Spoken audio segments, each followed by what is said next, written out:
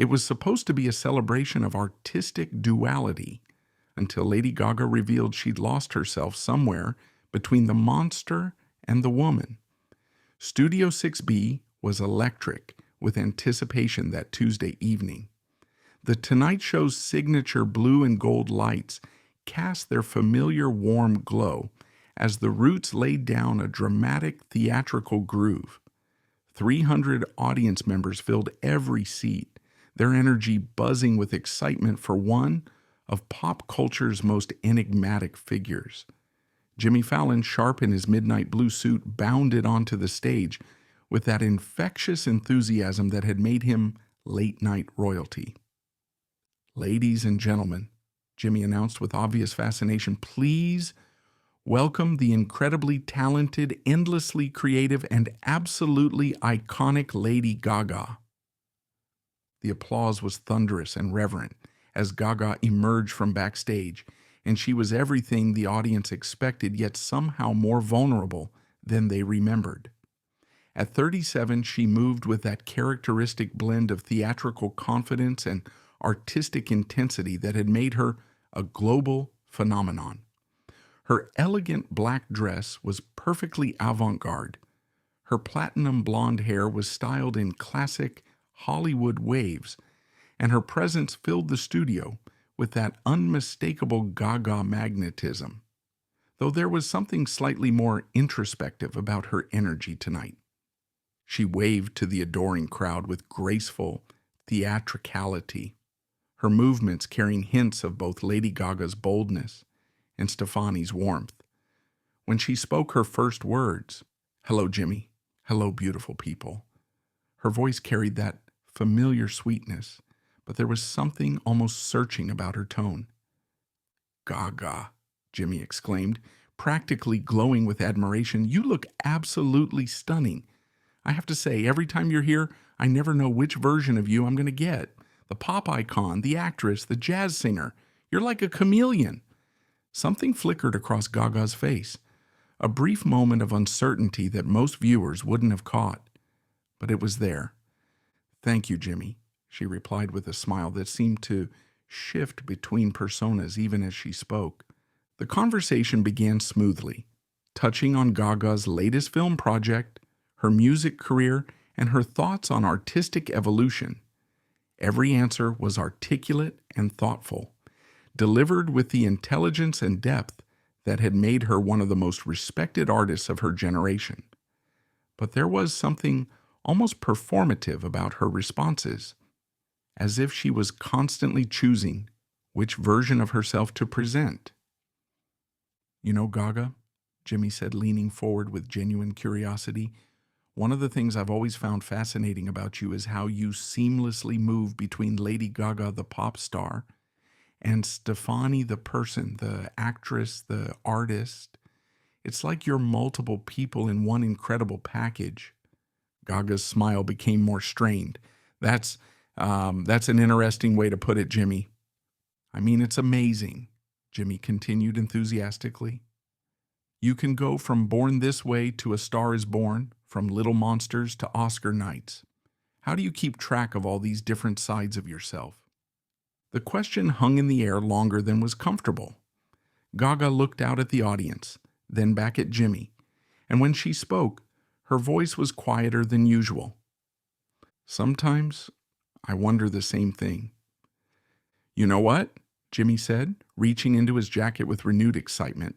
"Since we're talking about your incredible range as an artist in person, I thought we'd explore that tonight with something fun.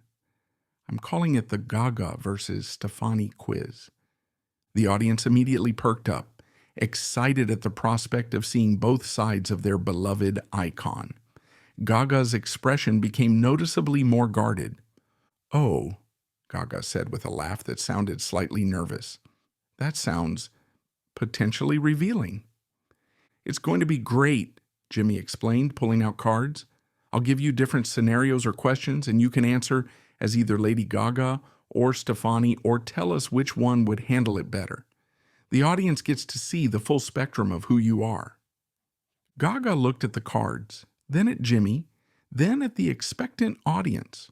When she spoke, Her voice carried an uncertainty that was unusual for someone known for their bold confidence.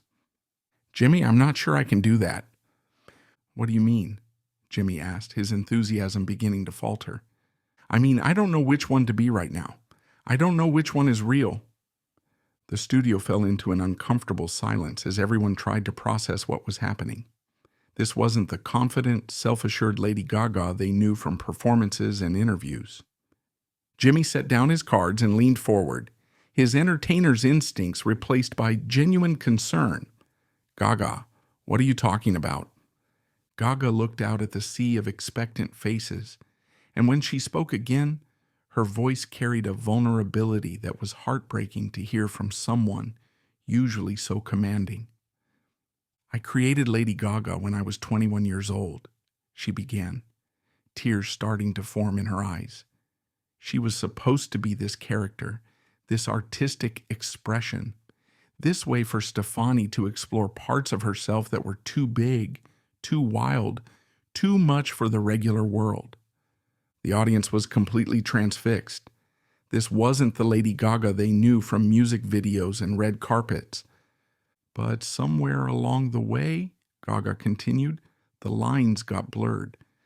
People fell in love with Lady Gaga, not Stefani. The industry wanted Lady Gaga, not Stefani. And I started to forget where one ended and the other began. The pain in her voice was so raw that several audience members were visibly moved. Jimmy made a decision that transcended television. He stood up from behind his desk and walked around to sit in the chair beside Gaga. This wasn't entertainment anymore. This was one human being trying to help another navigate an identity crisis. "When did you realize you felt lost between them?" Jimmy asked gently. "Every day," Gaga replied immediately. "When I'm on set being an actress, people want Stefani's vulnerability. When I'm making music, they want Gaga's boldness. When I'm at home, I don't know which voice to use, which personality feels real, which emotions are authentically mine." The vulnerability in her admission was devastating. "The worst part is," Gaga continued, "I've been successful as both, but I've never been successful as just me, because I don't know who that is anymore. Is the real me the girl from New York who played piano in dive bars? Or the woman who wears meat dresses and changes the world? Is she the person who cries about love? Or the one who turns pain into art?" Jimmy stayed quiet, letting her continue. "You asked me to answer as Gaga or Stefani," she said, her voice breaking slightly. "But what if I've lost both of them? What if I've been playing these characters for so long that there's nothing left underneath?" Tears were flowing freely now, and the sight of Lady Gaga, usually so controlled, so powerful, crying about losing herself was profound. "I look in the mirror sometimes," Gaga said, "and I don't recognize the person looking back. Is that Stefani wearing Gaga's confidence? Is that Gaga hiding behind Stefani's vulnerability? I've become so good at being what people need me to be that I've forgotten what I need me to be." The silence in the studio was complete except for the sound of Gaga's quiet sobbing. "You know what scares me most?" she asked, looking directly at Jimmy. "What if the real me was never that interesting to begin with? What if I created these personas because Stefani Germanotta wasn't enough on her own?" "Gaga," Jimmy said with profound gentleness, "what you just shared with us, that honesty, that vulnerability, that willingness to question everything, that's not a character talking, that's you." "But which me?" she asked desperately. "The only me that matters," Jimmy said with conviction.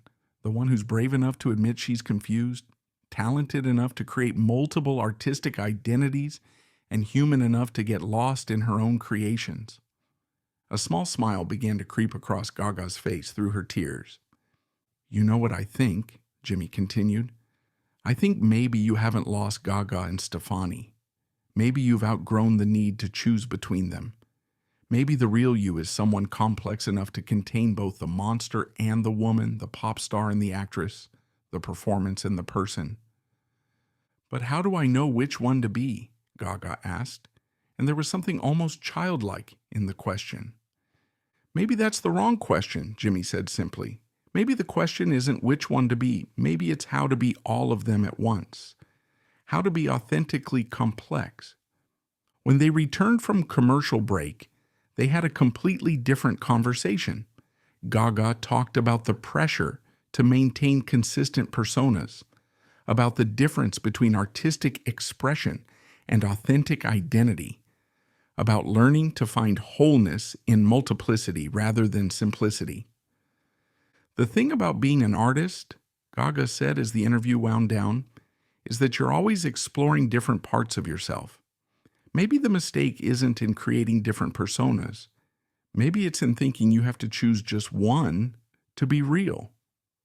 Jimmy nodded thoughtfully. So maybe Lady Gaga and Stefani aren't two different people competing for space. Maybe they're two parts of the same incredible whole.